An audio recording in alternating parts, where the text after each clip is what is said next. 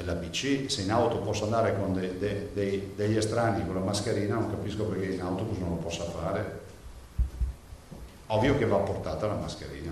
Quello che per Zaia è l'ABC ora è diventato ordinanza. Dalla mezzanotte entrano in vigore le nuove regole del trasporto pubblico locale annunciate a inizio settimana, ora sono realtà. Non si andrà quindi a incidere sulla capienza dei mezzi, ma attenzione, l'obbligo a portare la mascherina a bordo sarà tassativo. Obbligo vuol dire che è obbligo, non che si eviti di stare lì a contestare ma la mascherina, ma Zaia in pullman, in vaporetto e in qualsiasi mezzo di trasporto ci vuole, treno, ci vuole la mascherina, ma non come dotazione, bisogna indossarla dal momento in cui si sale al momento in cui si scende. La vigilanza sarà affidata al personale di bordo che potrà staccare multe dai 400 ai 1000 euro, mascherina quindi di rigore ma anche buona educazione. Attenzione che non potete mettermi i piedi sul sedile di fronte a voi per stendere le gambe o far pedicure durante il viaggio, non funziona così. Il provvedimento arriva nel giorno in cui sempre la Giunta ha approvato un riparto di 41 milioni di euro di risorse dallo Stato per il rinnovo dei mezzi. Altra partita, quella del rimborso degli abbonamenti in pieno lockdown.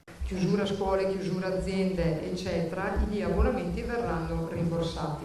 Stiamo definendo i criteri perché a livello nazionale li stanno definendo. Non solo trasporti, nell'ordinanza si vanno a regolare processioni e cortei, ma anche gli sport di squadra. Anche qui prevalgono le regole del buon senso. Non c'è da andare col metro a fare rugby piuttosto che a giocare a calcetto, a calcio.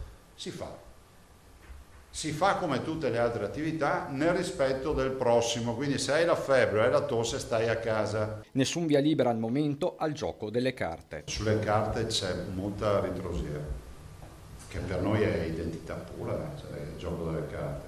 Arriveranno anche quelle ma non adesso.